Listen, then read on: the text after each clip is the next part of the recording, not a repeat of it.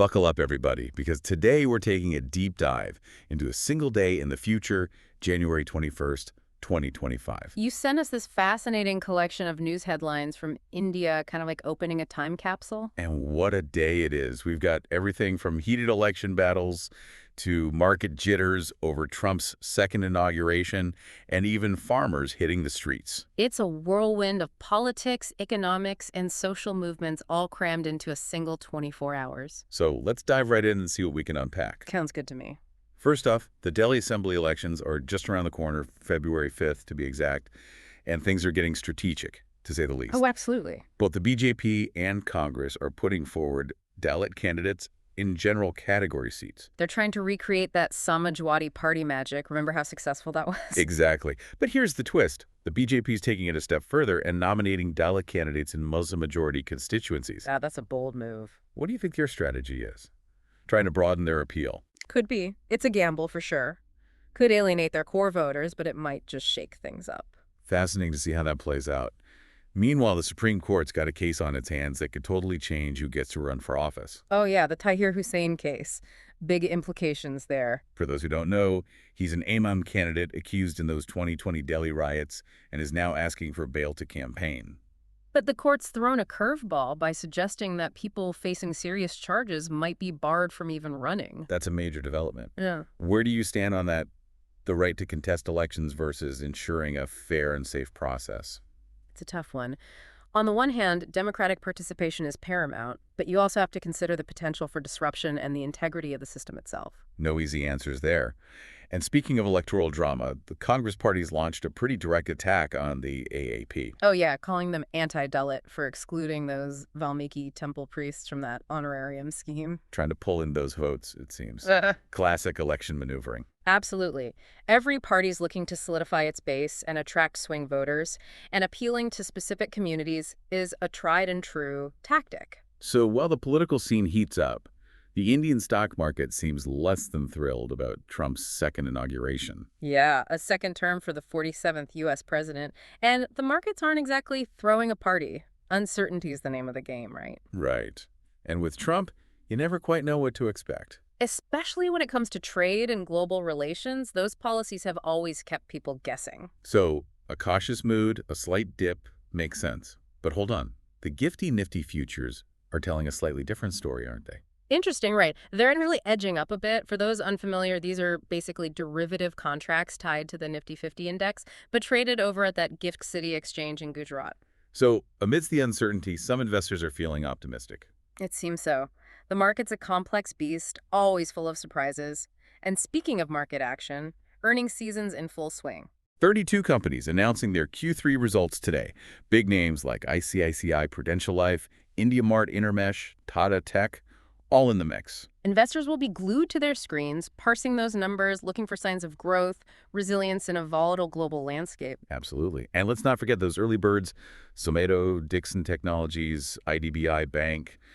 Their results are already out, sparking all sorts of analysis. Plenty of data to digest. And while we're on the topic of market movers, we can't ignore that blockbuster IPO stallion India Fluorochemical. Oversubscribed a whopping 188.32 times. That's incredible. Speaks volumes about investor confidence. And what's really striking is the huge response from the NII and QIB segments. Those are the big players, the institutional investors. They clearly see potential in Stallion. Now let's zoom out to the world stage for a moment. The QID foreign ministers are meeting today.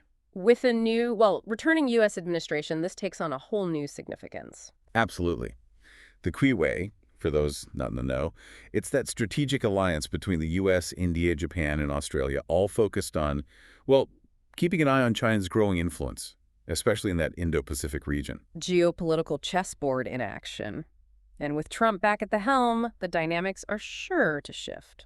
Meanwhile, back in Delhi, Republic Day preparations are in full swing, which means those parade rehearsals are causing a bit of traffic chaos as usual. A touch of local flavor there. And for anyone looking for a job, the nuclear power corporation's on a hiring spree, apprenticeships galore, no written test needed. Interesting. Seems like India is ramping up its nuclear energy program. Maybe a sign of things to come in the clean energy space. Could be. And then there's the farmers, a group of them planning to resume their march towards Delhi, starting from that Shampu border. They tried this back in December 2024, remember? Seems those underlying issues still haven't been resolved. A reminder of the ongoing struggles in India's agricultural sector. Farmers are demanding fair prices, better market access, economic security. Their persistence highlights just how tough these challenges are for the government to address. A lot to unpack there, wouldn't you say? It's amazing how a single day can capture so much domestic and global events, political maneuvering, economic anxieties, and these ongoing social movements. It's almost like watching a play unfold in real time, each headline adding a new layer of complexity to the plot. Really makes you think, doesn't it? Just imagine waking up in Delhi on this day, January 21st, 2025. Your news feed's exploding with election buzz, global power plays, those market worries, and yeah, those deep-rooted social issues still simmering. It's a lot to take in, but it all feels, I don't know, kind of connected. Like, think about it, how those Delhi Assembly elections go down. That could have ripple effects everywhere, right? Economic policies, social programs, even how India positions itself on the world stage. Oh, absolutely. And don't forget that global impact. Trump back in the White House, that sends shockwaves all the way to the Indian stock market. It's a stark reminder what happens on one side of the world, it can hit you right where it hurts, no matter how far away you are. It's like we're watching this drama unfold, real time, Each headline, it's a new twist, a new layer of complexity. Makes you wonder, if you were living in India on this day, what story would grab you the most? Would it be that political battle for Delhi, the economic jitters with Trump back in charge, or maybe that ongoing struggle for social justice, those farmers marching on? That's the beauty of these deep dives, right? It's not just about, knowing what the news is. It's about understanding how those events actually hit home for real people, what it all means in their lives. Yeah, totally. And it kind of makes you realize history, it's not just some dusty old textbook thing. It's happening right now everywhere, shaped by the decisions people make, the actions they take, those forces we can see, and yeah, those we can't. And that's what makes it so fascinating to try to figure it all out, right? To study it, analyze it, make sense of this crazy world. Absolutely. So as we kind of wrap up this journey through January 21st, 2025, what's the big takeaway here? What do we want to leave our listeners pondering? I think it's this. Pay attention. Stay curious. Because every single day, even the ones that seem ordinary, they have the power to change the future. And sometimes in ways we can never predict. Wow. Well said. That about wraps up our time-traveling adventure for today. We've explored this snapshot of India in 2025, and man, what a day it was. Hope you enjoyed the ride with us, and until next time, keep exploring, keep those questions coming, and embrace those moments that make the world a more interesting place. It really gets you thinking, doesn't it? About all the possibilities, all the what-ifs, like will the BJP's gamble with those Dalit candidates pay off in the Delhi elections? It's a gamble, for sure. We'll have to see how it unfolds. What about Trump? Ah, yes, back for round two. Will his second term mean more ups and downs for those global markets? Well, if history's any indication, I think we can expect some turbulence. And let's not forget about those farmers. Will they finally get the resolution they're fighting for? Their persistence is inspiring, that's for sure. But whether it translates into concrete change, that remains to be seen.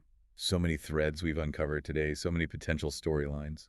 It's a reminder that the future, it's not fixed. It's constantly being shaped, reshaped by all these decisions and actions, and yeah, sometimes just by pure chance. And that's what makes these deep dives so fascinating, right? We get to explore all these complex issues, connect the dots between what might seem like totally unrelated events. It helps us understand the forces that are shaping our world. It's like we're all detectives piecing together the clues, trying to make sense of this giant puzzle. Exactly. And as we wrap up this journey through January 21st, 2025, I think the message is clear.